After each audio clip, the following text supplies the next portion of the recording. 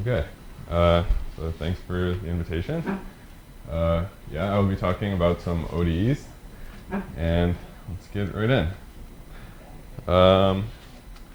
Okay, so the motivating setting is setting of molecular dynamics, where we basically try to figure out how to evolve the positions of atoms whose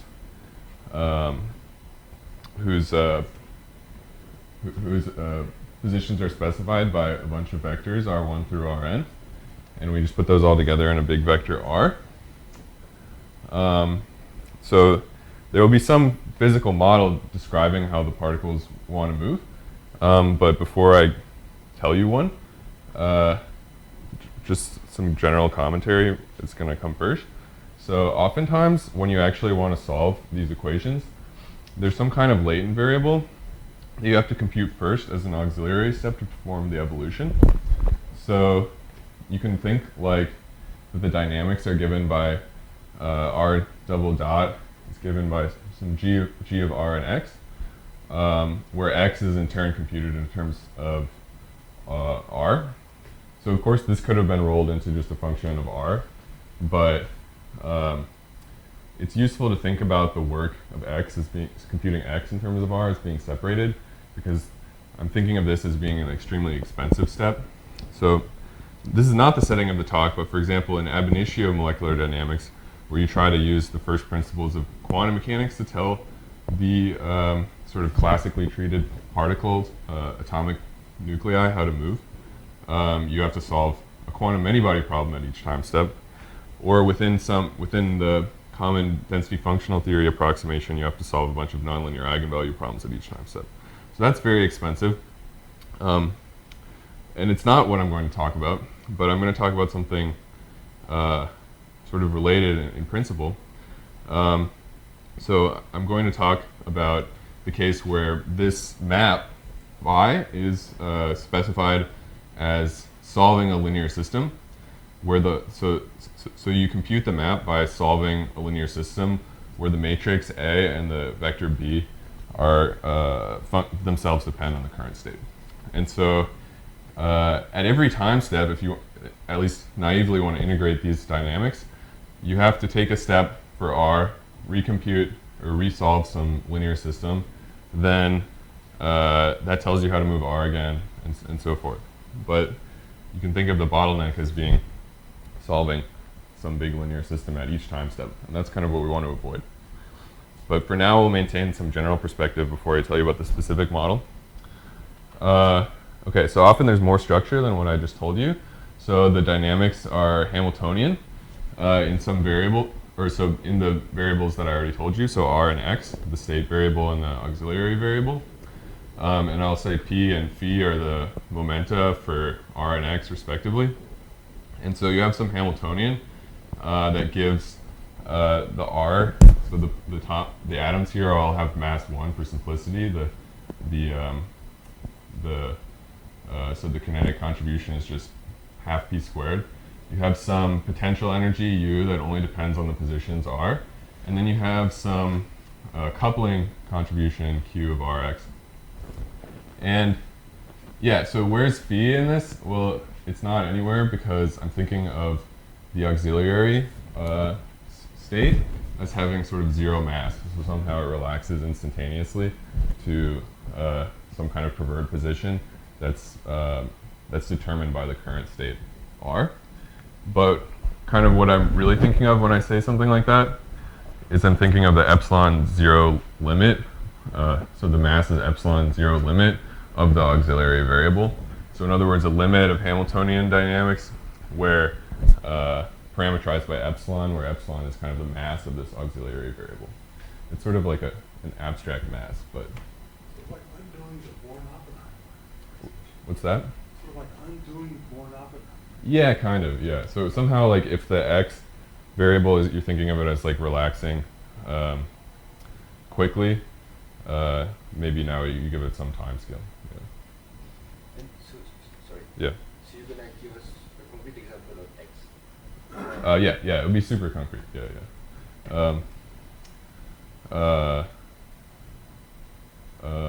So Okay, yeah, so the Newton's equations for this are just the following. So acceleration of r is determined by u, and then the gradient with respect to r of q.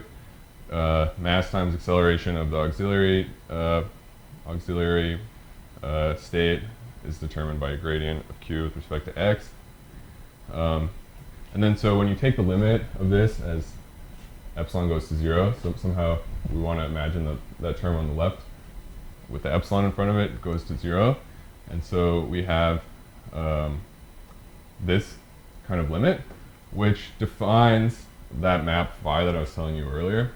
So basically, x is given implicitly by these equations. So dq dx of rx equals 0 for any given r. And so the way you would integrate this is at every time step r, you solve these equations. Then that tells you how to move r. You move it forward a little bit, and then you do it again. So it's what I already told you, but the Hamiltonian structure gives the phi this particular form. And so, yeah, so don't think necessarily of this as like a derivation of the model that we'll talk about, but you can just think of it as a way to think about the structure that underlies it. And so that, yeah, the practical method will kind of reverse these steps and add a bit of mass. So I'll also explain that in a bit. Okay, but so now super concretely, the setting of interest is classical molecular dynamics with a polarizable force field. So just at a very high level, so this part won't be that concrete, but Q will be. So the potential energy includes the part of the potential energy that only depends on R. Basically, it accounts for so-called permanent electrostatic contributions.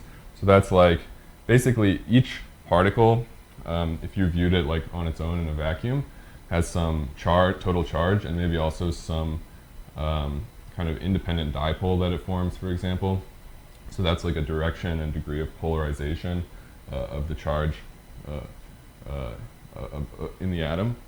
And so what I mean by permanent forces, or the permanent interactions, are the ones, so that part of the dipole, for example, so X will be another, so that's some additional contribution to the dipole later. But there's some permanent part that includes anything that's, so any kind of dipole, for example, that's present even when the particle isn't interacting with other particles. So you kind of roll that all into some potential energy. So you might include van der Waals interactions, which are sort of like a phenomenological term for a quantum effect, but it can be done within classical molecular dynamics.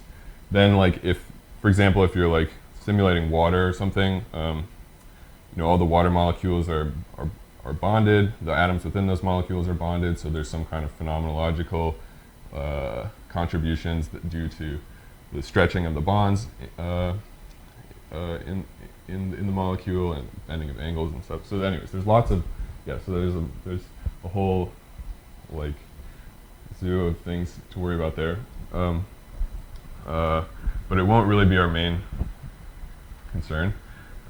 So U can be pretty general for our analysis, but that's some idea of what goes into it. So meanwhile, like I said, X is this vector of induced dipoles. So this is like the additional contribution to the dipole that results from the atoms interacting with each other. So like if two molecules come close together, then the charge in these molecules can push charges, or can sort of like push electrons away from the nearby parts of some nearby atom. So basically, when all of the things are interacting, depending on how close they are together, they might induce dipoles in one another. And so that's what X is. So each particle has a dipole that also lives in R3. It's just so it has a direction in the direction of polarization, and the magnitude corresponding to the degree of polarization. And the contribution, so Q now is going to be quadratic in, so this is the setting of polarizable force field. What it means is that Q is quadratic for fixed R. And basically you can think of these contributions, I mean, none of this is directly relevant to the analysis, but I think it's nice to provide some background what the model is. So B is like the electric field that's felt by the ith atom due to the contribution of the other particles moving around. So basically, the dipole of an atom wants to align with the electric field that it's feeling from everybody else. And then A of R is some positive definite matrix that specifies the interaction of the induced dipoles with each other. So you can just think of it as like it wants to penalize X for becoming large. There's some kind of natural resistance. There's some kind of natural resistance to form an induced dipole. And so there's some kind of energy balance. If nature wants to minimize this energy, then basically these terms are kind of competing. One wants to keep the dipole small, the other wants to align it with the electric field. Yeah, so that's all I'll say about that. Okay, so plugging just that formula, so now we kind of forget all of that, but we have, so the quadratic form, or quadratic plus linear form for Q is kind of all we'll care about from now on. So you plug in Q, and you take that function's derivative with respect to X, you get the following differential algebraic system, by which I mean that, well, you have an ODE, but kind of also some linear system that you have to solve, so that tells you the dynamics of X in terms of the dynamics of R. So it's just another name for the kind of setting that I've already described. And G has this form. So apparently, as I said, the bottleneck is that to do the algebraic part, we have to invert A at every time step. So we'll come back to that, but just as an aside, basically like this form, in some sense, well, you might notice that our analysis doesn't use a lot about what G actually is. So really, it's like what's really fundamental to the analysis is that you have some ODE where in order to compute the dynamics for the ODE, you have to solve some linear system which itself depends on where you are. And so that's kind of like the general, like sort of even more general setting that you could embed this in.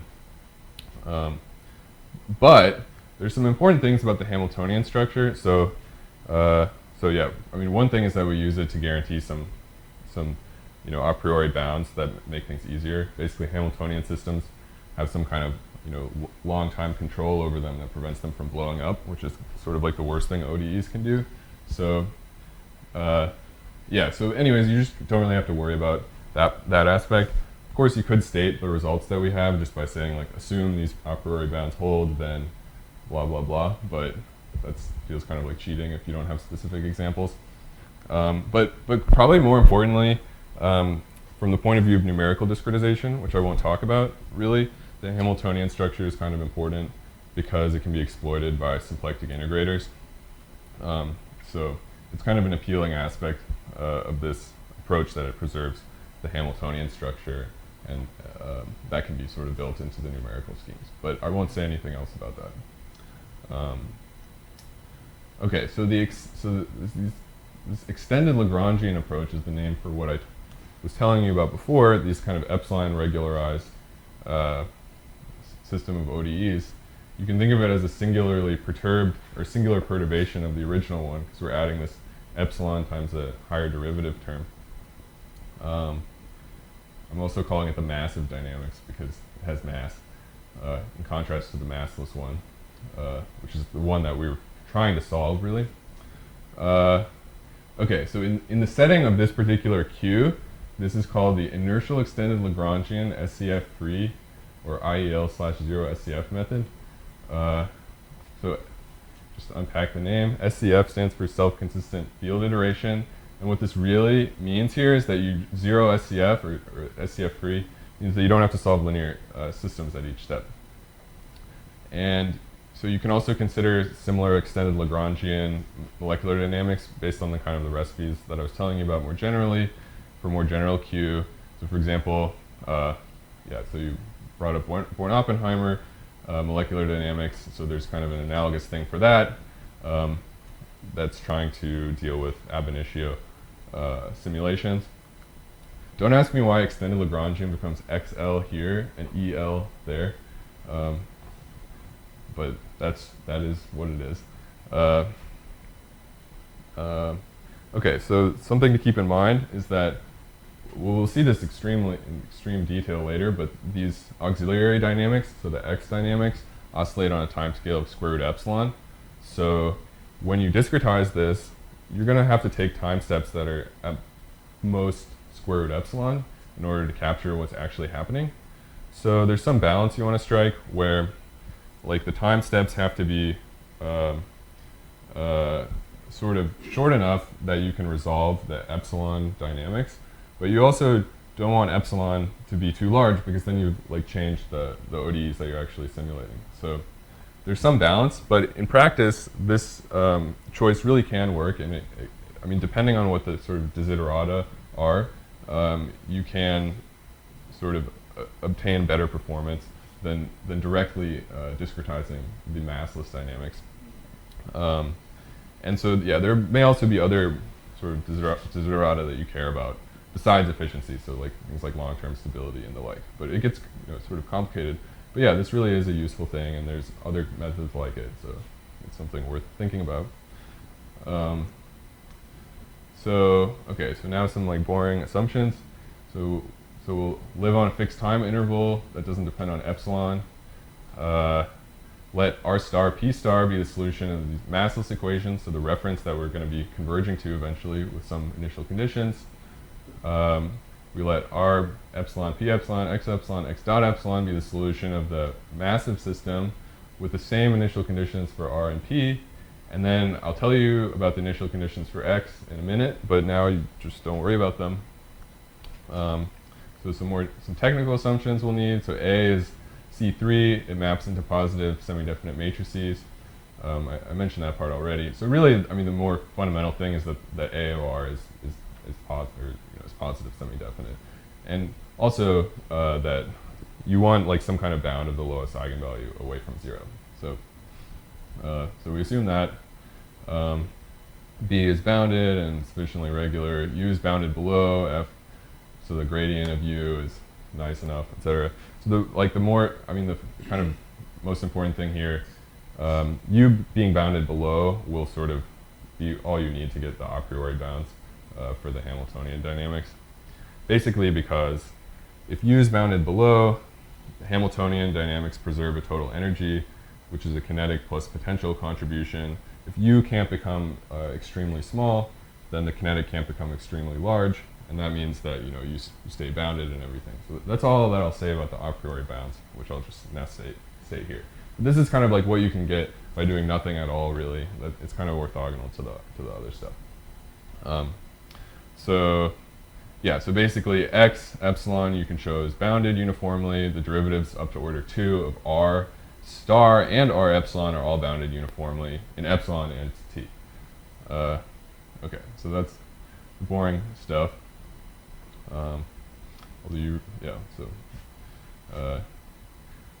It is good that you can get a priori bounds up to this order. I mean, if you couldn't, then the analysis wouldn't work. So it's important. A little surprising that the high derivatives are bounded uniformly.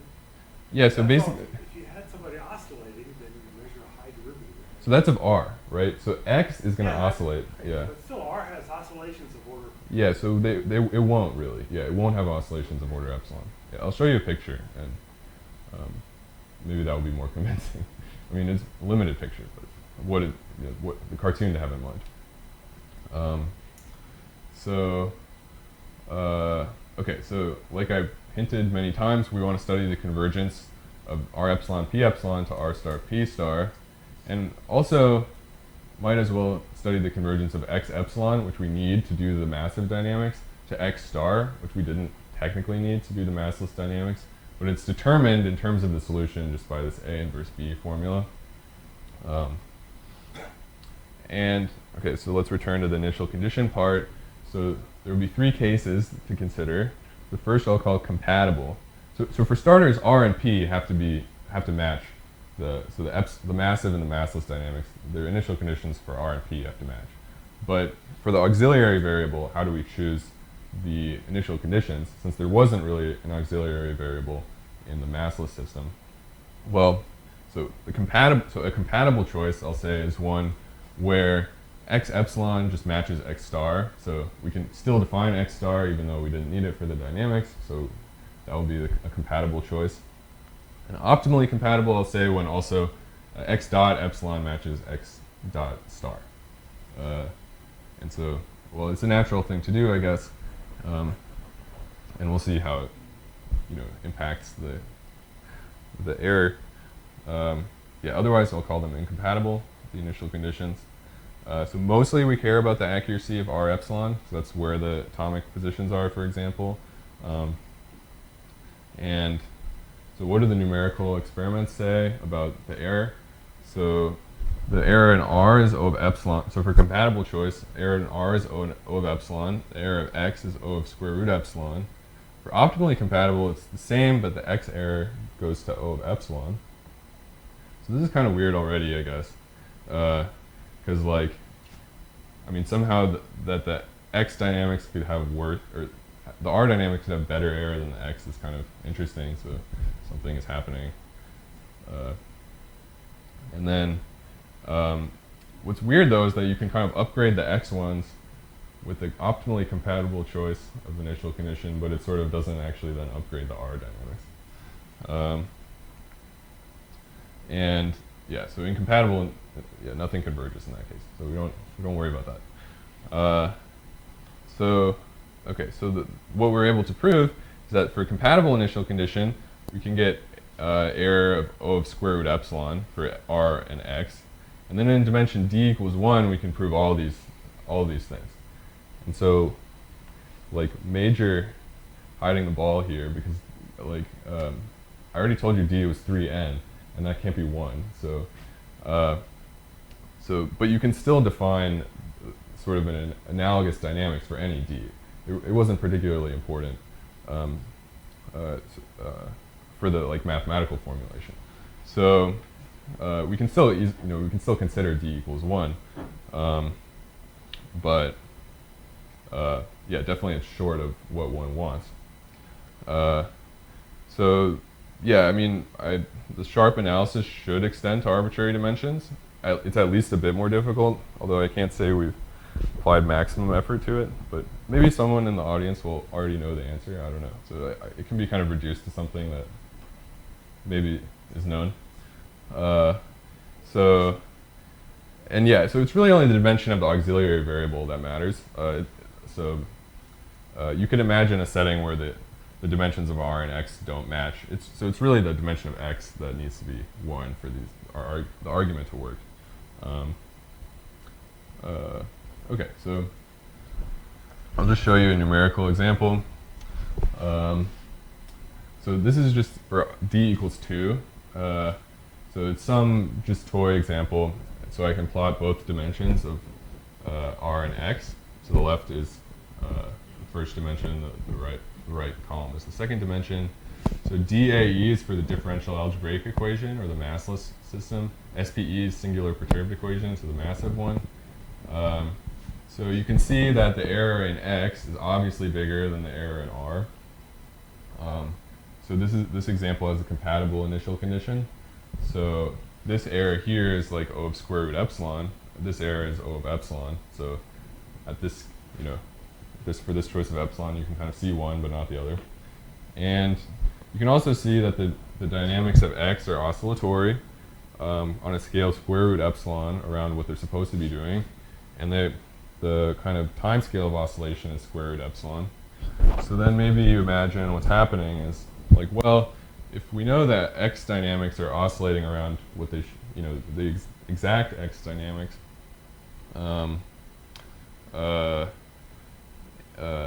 with amplitude square root epsilon and time scale of oscillation square root epsilon, somehow we're integrating those dynamics to find R, and so we're doing some kind of oscillatory integral, and you should be able to take out, or at least you hope you can take out, a square root of epsilon from the frequency of oscillation, stack it onto the square root of epsilon from the amplitude of oscillations, and then you get the O of epsilon that we wanted.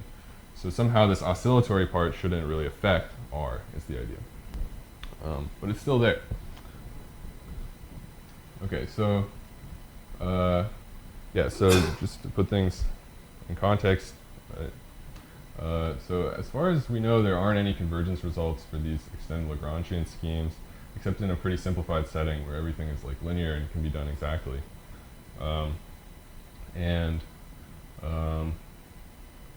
So yeah, even the square, I mean, even the non-sharp result is something, although it's definitely, you know, something one would want to extend to general, case of general T.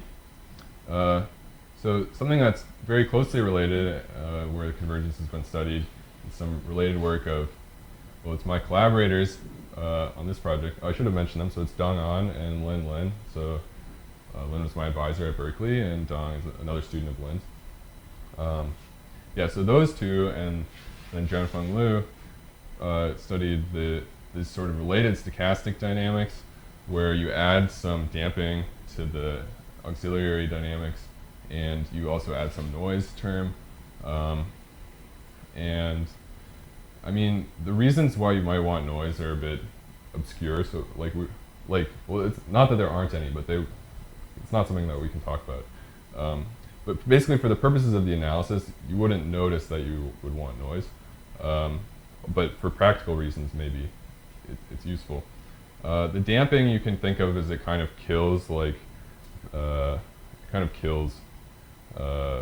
of error in the X dynamics. Just without the noise at all, this system has a fixed point, which is the solution of the linear system. So it's still kind of compatible with the differential algebraic system we want to solve. So they understand the error here sharply with square root epsilon. So it's order square root epsilon, and it really is that.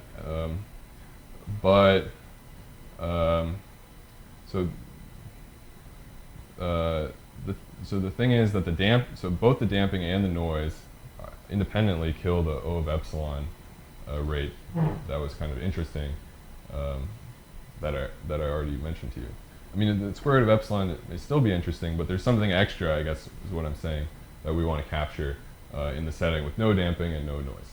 So in your setting with no noise, yeah. putting in damping would have made it worse? So damping would have killed the O of epsilon result. So the sharp O of epsilon error. You only get square root epsilon. Yeah. Okay. Oh, the other thing is that damping, I mean, for practical reasons, may or may not be something you want, but it does break the Hamiltonian structure of the ODEs. So, yeah. I mean, it becomes messy what one actually wants to do. So now we'll actually do some work. So let's recall the massive dynamics. So we have this ODE for R, and then for X epsilon. What we'll do first is think of the path R epsilon as being fixed, and then we study the behavior of X epsilon. So just specified by this differential equation, which is linear inhomogeneous ODE with time-dependent coefficients. And we're going to transform it because we want to think of X epsilon as a perturbation of this A inverse B. So let's just look at the dynamics for the residual of that, hopeful equality. So the deviation of that from that being an equality. So what we get, the dynamics for the residual look like a harmonic oscillator, basically. So this is kind of like, like a a vector harmonic oscillator, if you ignore this term for y epsilon. So that's looking kind of like what we were supposed to. But due to the time dependence of everything, you get some like garbage term here, which makes the system inhomogeneous. But this garbage term, so there's an epsilon in front, and then what's left inside psi epsilon is uniformly bounded. So that can come from the a priori bounds.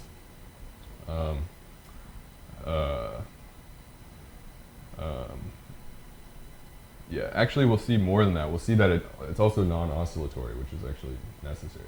So its derivative will also be uniformly bounded. But we can't prove that yet, so we'll have to like bootstrap. And so the initial conditions for y and y dot are given, so the compatibility implies that this is 0, and then the optimal, so the z naught is like the deviation from being optimally compatible, and so we'll leave that as some variable, but in the case where it's 0, that's optimally compatible. Okay, so as a warm-up, you might consider the constant coefficient version, because the variable coefficients will be giving us a bunch of headaches. So just for a heuristic idea of what's happening. So basically, yeah, this is a harmonic oscillator. Like I said, we can solve this explicitly. You get some sinusoid with period square root epsilon and amplitude square root epsilon. Okay, so that looks kind of like what I was telling you about. And then actually, in the case, the optimally compatible case, this is 0. So so clearly that's more than we would hope for in the time-dependent case. But it tells you, maybe the intuition is that whatever is coming from the failure to be, whatever is left over just in the optimally compatible result is somehow something smaller, that it's not, so like the leading order stuff is this oscillation. And everything else we're going to kind of hope is O of epsilon. Okay. So as a step to understand the thing we wanted to understand, we'll study the homogeneous equation. So we ignore that psi term. And we're going to use Duhamel's principle. So we want to basically consider this flow map that takes these initial conditions forward in time, starting from S to T. And so we'll kind of stack those together via Duhamel's principle for the homogeneous dynamics. So again, yeah, A R epsilon is the true time-dependent kind of like spring constant, or that for this oscillator, we've left out the homogeneous term. And so basically, we're studying like time-dependent harmonic oscillators. And what we're going to need for the sharp analysis is some extremely explicit kind of understanding of the solutions of these asymptotically as epsilon goes to 0. So that's the thing that will be available in d equals 1.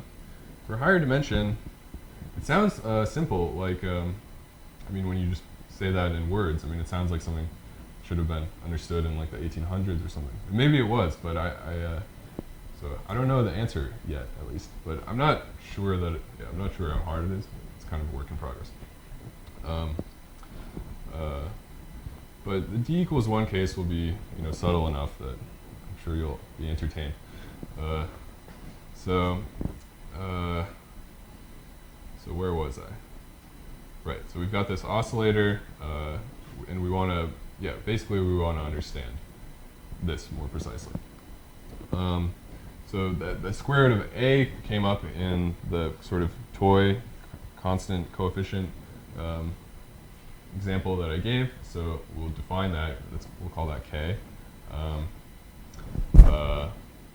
It's the square root of A, and it's time dependent. We're going to define basically what's supposed to be the analog of the sinusoid or the complex exponential in the time dependent case. So this is a time ordered exponential.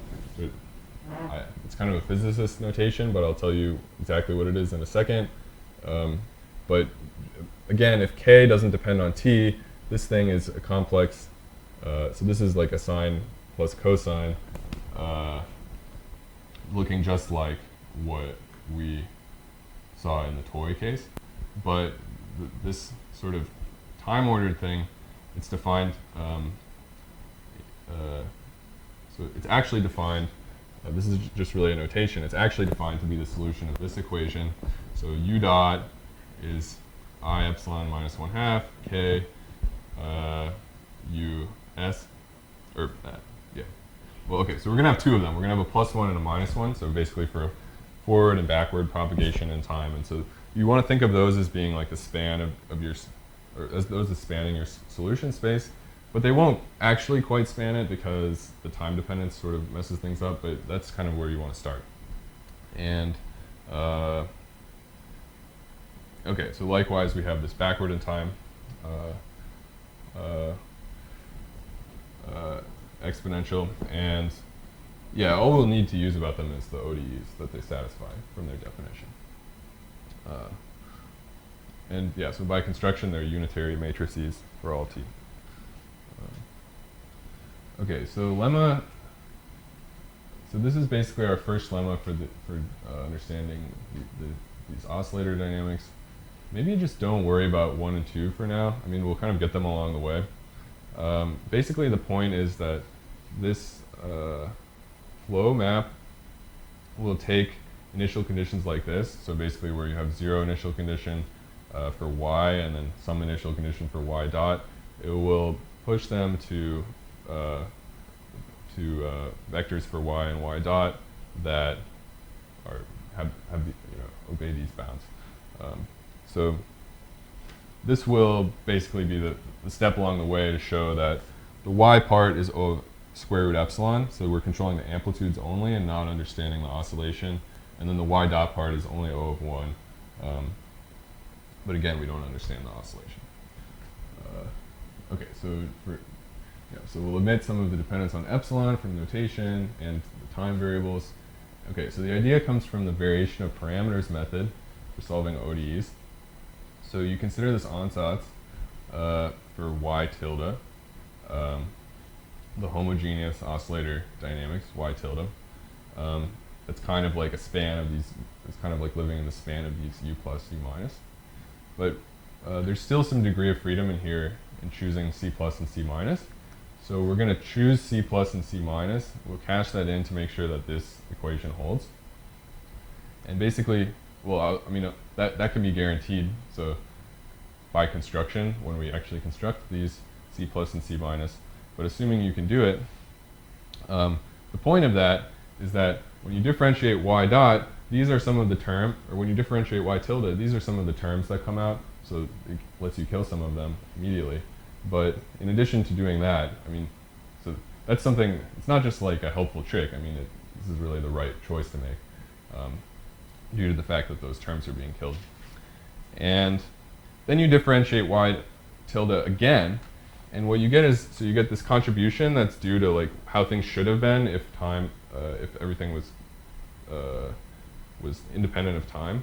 So just the ordinary oscillator. So A here is time dependent, but I'm not putting that in.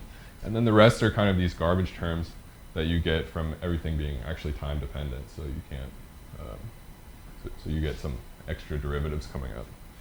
And so since y tilde satisfies this equation, y tilde double dot equals this, then whatever C plus and C minus are, they have to satisfy these equations. And then you can write C plus dot and C minus dot in terms of each other to solve these equations respectively for C plus dot and C minus dot only in terms of C plus and C minus. Okay, so there's a lot of letters there, and it will simplify in the 1D case. So I would just say don't worry about it, except that these matrices are uniformly bounded. So that's kind of all we need for now. So the U's are unitary, the K's are fine because the K is bounded away from 0, etc. So we have some linear system for C plus and C minus. So you can use a Gronwall estimate to control their magnitude in terms of their initial value. And then you can solve the explicit conditions exactly. Oh, so by the way, so this you could take as your definition of the C plus C minuses, the things that satisfy these equations with these initial conditions. And then that's equivalent to having all the things we wanted to happen. Okay, so you solve for some initial conditions. It's going to be possible to do all the algebra in real time. But basically what happens is you get these bounds. So since you know the initial conditions, since you bound the magnitude in terms of the initial conditions, well, you have a bound of the magnitude in terms of your bound for the initial conditions. And it's something like square root epsilon times the initial condition. I guess there should be bars around xi naught there. And that basically completes the proof. So the proof had some specific functional form. That was the one I constructed. And it showed that these estimates on the solution. I guess I'm missing something. Why can't the C's grow exponentially? They can. So the C, Yeah, so that's not accounted for, basically. So the C's, in time they can, but not in epsilon. Yeah, so it's a fixed time. Yeah, yeah, a good point.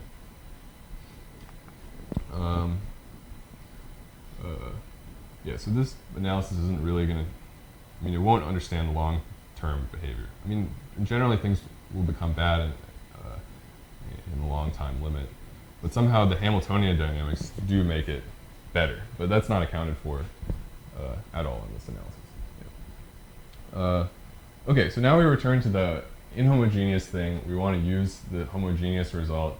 So we'll introduce. So is there an epsilon squared the same in this equation? Which one? The one you have. This one? Yeah. You said that shouldn't there be epsilon squared by double top? Yeah, just epsilon. Yeah, you're totally right. Yeah, okay, so that was a mistake. Thank you. Yeah. So hopefully it was correct here. Yeah, it's correct here. Okay, so if we introduce so z as y dot, then we write this as a first order system, and then we're going to use Duhamel's principle.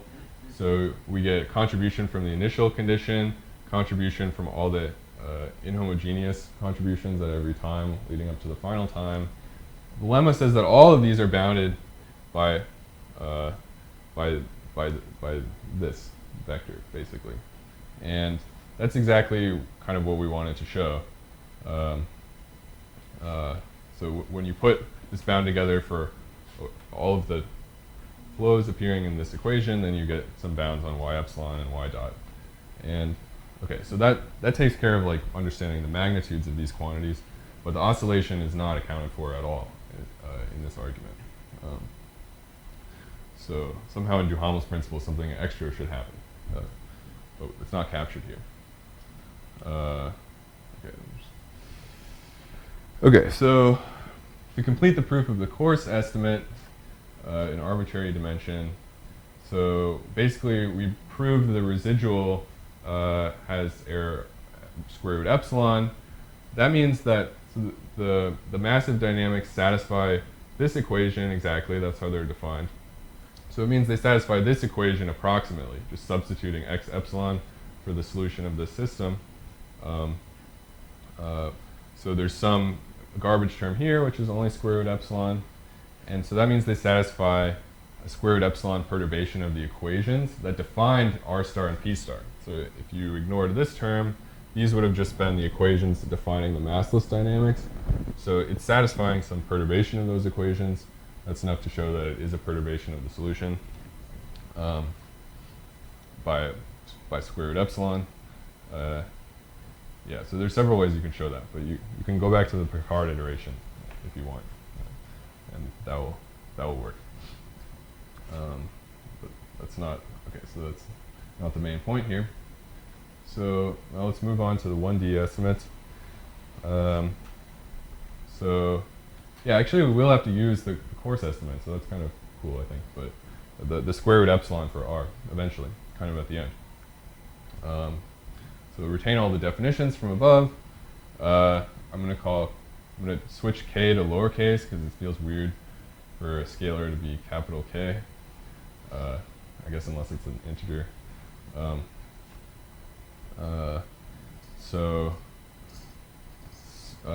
Yeah, so since we're in dimension 1, the time-ordered exponential is a lot simpler. So it basically takes this form. You have this phase kappa. So kappa epsilon is like a phase that's increasing in time that you get just by taking the indefinite integral, or the accumulator function of k epsilon. So by our assumptions, we know this is strictly increasing, so this phase is strictly increasing. It's even invertible as a function of time. And we also, from the a priori bounds, we have some control on this derivative, which we need. Okay, so what are we able to show in the sharp result? Well, basically we have this extremely explicit form for the flow now of the initial condition 0 xi naught, where the garbage now is, so So before the whole thing, we just had O of square root epsilon and O of 1. Now we find the O of square root epsilon contribution to the numerator kind of exactly, and the O of 1 contribution to the denominator exactly, and then so what's left over is all increased by a half order now. So, I mean, this is not so important. What's really important is this is now like a pretty explicit sinusoid with period squared, or almost, it has a variable period because kappa depends on time, but it has some time scale of square root epsilon. Yeah, so actually this proof comes from a proof of, so yeah, it's not really original argument, these asymptotics. It was found in Terence Tao's book on random matrix theory. There's a part where he derives asymptotics of Hermite polynomials from a very similar time-dependent oscillator in dimension d equals 1. And so, yeah, this lemma is basically from there. But I'll tell you basically how it works. So remember we had these defining equations for C plus and C minus. In dimension 1, they simplify a lot, so you can commute everything, and the U plus inverse cancels with U plus, and the U minus inverse stacks with U plus. So you get something of this form, which is a lot more digestible. And then there's even this cute transformation you can do. I don't think it's really essential to the argument, but you can kind of rescale C plus and C minus to get these gammas. And these gammas satisfy even simpler equations. So these are the equations that they satisfy. Okay, so what's the significance of this now? The kind of, yeah, so the significance of writing down these ODEs, yeah, I don't know where this argument originated, but it was from this book that I mentioned, is that basically we're going to have some bounds on gamma minus. So gamma minus, you think of it as it's going to have amplitude square root epsilon, and its derivative will also have square root of epsilon. So basically when you take a derivative, it doesn't get any worse in terms of epsilon. That's basically what I mean when I would say that it's non-oscillatory. So if something is oscillating faster and faster, that would not be the case. We would lose sort of an order of square root epsilon. But the thing about gamma minus and gamma plus that we can guarantee is that they and their derivatives are order square root epsilon. So these are non-oscillatory terms. But so gamma plus dot is a product of something oscillatory and something non-oscillatory. So when you put kind of like and dislike together this way, one ought to cancel the other when you integrate them. So you can obtain the difference between gamma plus at the initial and final condition by integrating this function. It's going to be an oscillatory integral. But the important part is that the derivatives of this are no worse than the zeroth derivatives of this. And same for this guy. And yeah, so why were gamma minus and gamma plus bounded this way? Well, originally C plus and C minus were these amplitudes kind of for the oscillation. So those were square root epsilon we showed. So C plus dot and C minus dot are written in terms of C plus and C minus by their defining equations, which were on the last slide. So those are also bounded, and then these weighted versions also have all the same bounds. So anyways, we have the upshot is oscillatory times non-oscillatory. When we integrate it, we should get, now I can skip a lot of the arguments here because I already described them in words. We're going to get this quantity, so gamma plus t minus this gamma plus s, where s is the initial condition or initial time. That, based on the arguments I was saying, that difference is only O of epsilon. So we had the amplitude square root epsilon from gamma. We took out a square root epsilon from the oscillation, and then that leaves O of epsilon over. So that's basically kind of what's happening that gives you some extra stuff. So there will be more stuff in a minute that also happen. So there's like I think two more oscillatory integrals, but they'll be easy now because we have so much experience. So yeah, basically you can rewrite C plus back in terms of gamma plus minus because they were defined only as some weighted version. So you get C plus now pretty explicitly in terms of some initial condition. And so that was the term that I had in the explicit formula, and what we'd shown is that the rest is somehow lower order. And again, the formula is not so important, but somehow this part now is non-oscillatory and this is oscillatory. So this is so this isn't interfering with our intuition that this looks like a sinusoid of amplitude square root epsilon and period square root of epsilon. So that completes the proof of the dilemma. The sharp asymptotics for the 1D harmonic oscillator with time-dependent coefficient.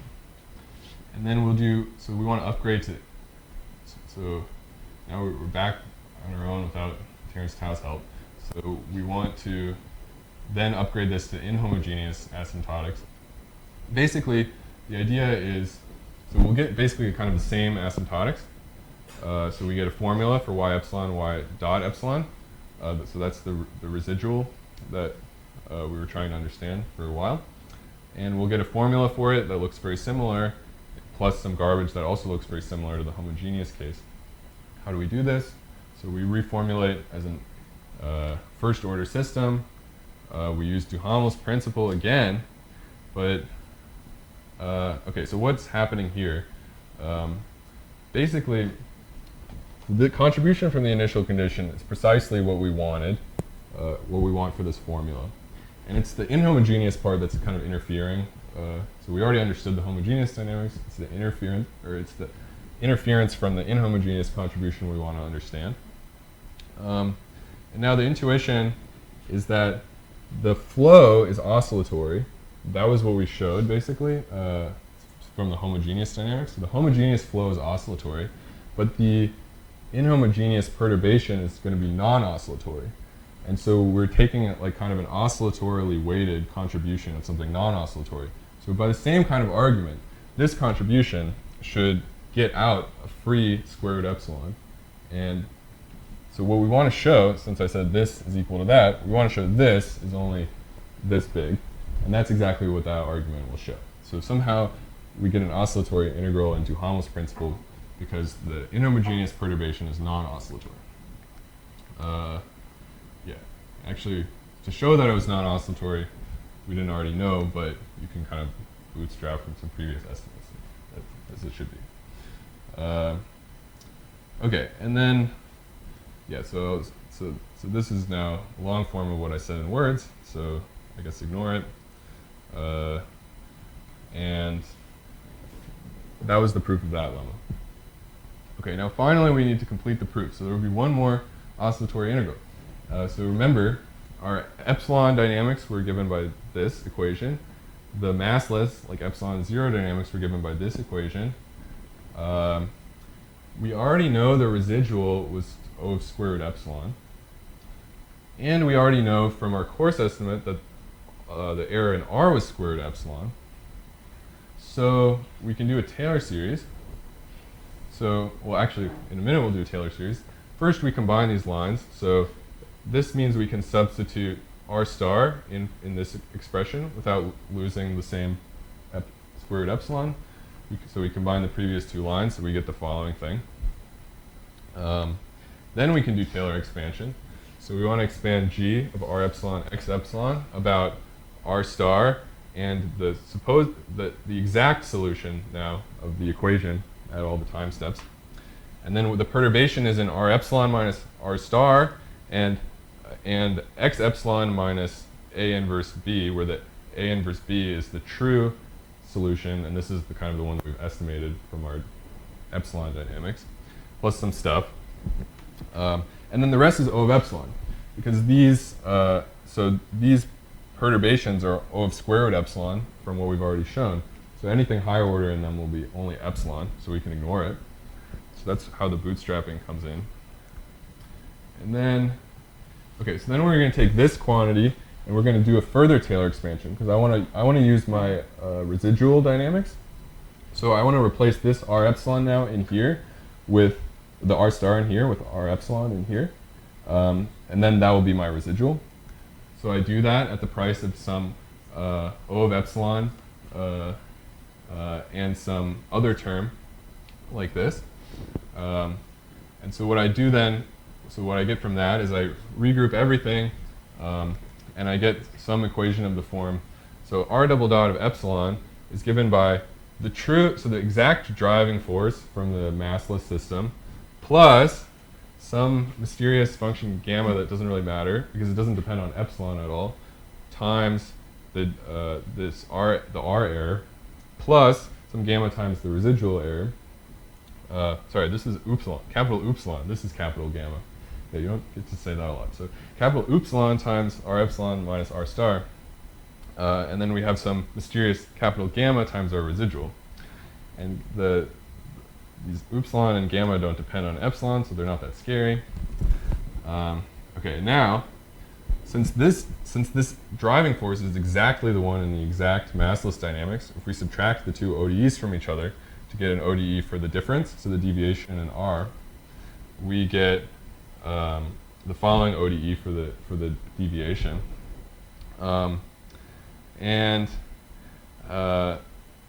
Now, okay, so then the final step is to say, okay, let's think about this as now an inhomogeneous equation where this is the driving. And what's going on? So here, the flow from the homogeneous equation is non-oscillatory because it's specified only by gamma. It's the only thing that specifies the homogeneous flow. So that flow is non-oscillatory. And we're going to be doing Duhamel's principle with respect to a non-oscillatory flow of an oscillatory inhomogeneous perturbation. So it's like the flip of what we did before, where we had oscillatory flow with a non-oscillatory perturbation. Here we have oscillatory perturbation with a non-oscillatory flow. Either way, you still get an extra square root of epsilon coming out. So this term here, the y epsilon, its magnitude was square root epsilon.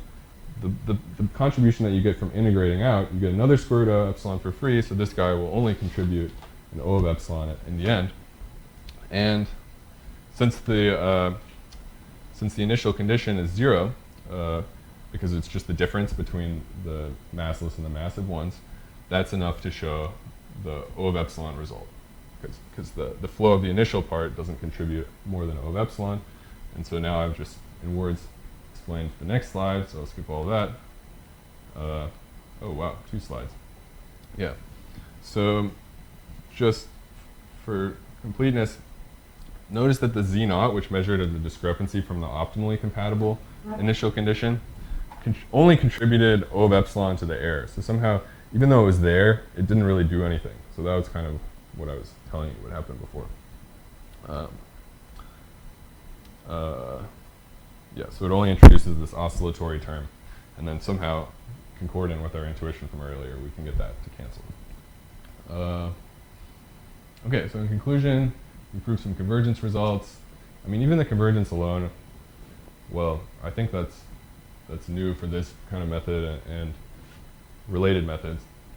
But really, we want the sharp asymptotics. So we have a pretty careful understanding in d equals 1. Qualitatively, I think this captures the picture in d greater than 1, but still would like to know how to extend the analysis.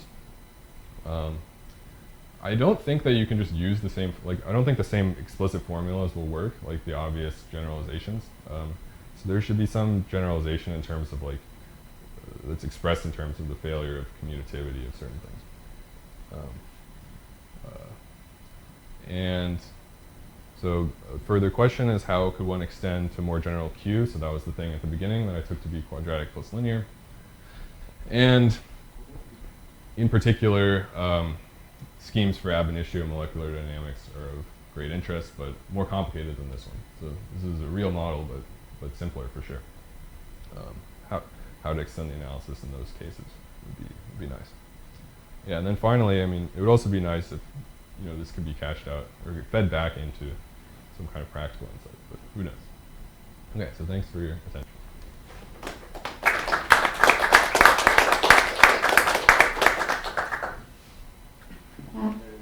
Questions? There was a formula was the capital epsilon and gamma. Yeah. There, that's so it's gamma times y epsilon. Yeah. Now, y epsilon is like sine of t over root epsilon. Yeah. Times Like- square root epsilon. Yeah, some factor. And every time you differentiate with respect to t, you bring out 1 over root epsilon. That's right. Yeah. So if you do that enough times, R should have bad powers of epsilon. Yeah, if you only viewed it so if you tried to go that way, that would be all you could guarantee. But that's, I guess, not the best way to try to bound. Yeah. So there's some. How would that cancel? It seems like the R high derivatives of R really do. Yes, that's a good point. Okay. The higher derivative of R cannot be controlled from either. Yeah, so that's not the way that we would control it. I mean, I would say the way to think about it is, I mean, it is kind of analogous to many arguments that happened before. You think about this as only an inhomogeneous contribution that gets recontributed at each time step. But if Yeah. R double prime is bounded and you can compute, you can bound higher derivatives of R, differentiate this equation a few times, all the terms are bounded, but the y is going to be growing because of 1 over square root of epsilon. So there So must be control some structure that was not explained. Probably not. I think what I said is the structure, basically. So So yeah. what is it? That's what I'm trying to find out. I was So thinking about the structure is that this. Okay, so look, are you happy with this equation? y, Are you? The important structure is that this appears in the ODE as well. Equivalent with something that you don't need. The fourth derivative of R in time probably It's doesn't not matter. relevant, right? But That's true. Yeah, yeah. But I would say this, if you're, yeah. So I think the important structure is that you've written this as an ODE where this itself appears, and so that's how you can use Duhamel's principle to manage the contributions of the inhomogeneous part. If you didn't, so if you hadn't written it this way, if theta epsilon here was just some random thing that had nothing to do with theta epsilon, the thing on the left-hand side, then you're right, that would be kind of the best that would be true in general. so this is a feature of like one phase WKB approximation where you can control the rest. That's more or less the 1D. This is very specific for one. Yeah, maybe something This is like the that. structure. This is what I was trying. But I have another question which Okay. I have no idea about. Why is it computationally you want to solve it ODE rather than an algebraic equation? I Mhm. would have thought the algebraic equation is better. Well, so, I mean, okay, so, yeah, maybe I should have. Algebraic equation 1D. Yeah, so here's the dynamics, right? And so we imagine inverting A. So if A is a large matrix, so not D equals 1. If A is a large matrix, that will take the most work by far. If you were to discretize this just without, directly discretize this instead of the differential algebraic system, at each time step, when you move forward the x epsilon part, you only need to multiply by a r epsilon. You don't need to invert. I only need to invert A once. That's not true because the position r moves, right? So a depends on r. Don't I have a functional equation for A? I can use some. Well, you would need a formula for the inverse in terms of r, and that would just generally not be available. Yeah.